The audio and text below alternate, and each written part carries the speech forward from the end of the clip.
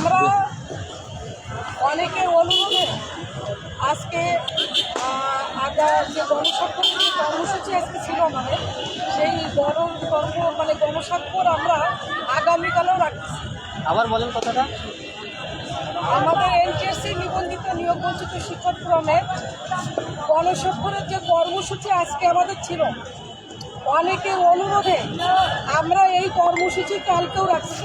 সুতরাং গণস্বাক্ষরের জন্য আপনারা সবাই সকাল 9টা থেকে 4টার মধ্যে এই শরৎ উদ্যান মুক্ত মঞ্চের পাশে রমনা কালী মন্দিরের উত্তর পাশে আপনারা চলে আসবেন। কালকে কিন্তু গণস্বাক্ষর হবে, কেউ মিস করবেন না। আর এই গণস্বাক্ষরের জন্য কোনো প্রকার আর্থিক লেনদেন করা হচ্ছে না। সুতরাং নির্ভয়ে আসবেন, নিজের স্বাক্ষর দিয়ে নিয়োগ নিশ্চিত করার জন্য ভূমিকা পালন করবেন। আমি আরেকটা বিষয় সকল নিয়োগ বঞ্চিত যারা আছে নিবন্ধনধারী, বিশেষ করে একদিকে ভারতীয়দের জন্য একটা মেসেজ দিতে চাই। অনেকে ভুল ধারণার বশবর্তী হয়ে অনেক রকম অপপ্রচার চালাচ্ছে।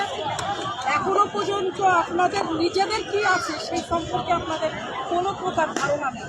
আমি এই সম্পর্কে আপনাদের পরিষ্কার একটা ধারণা দিই।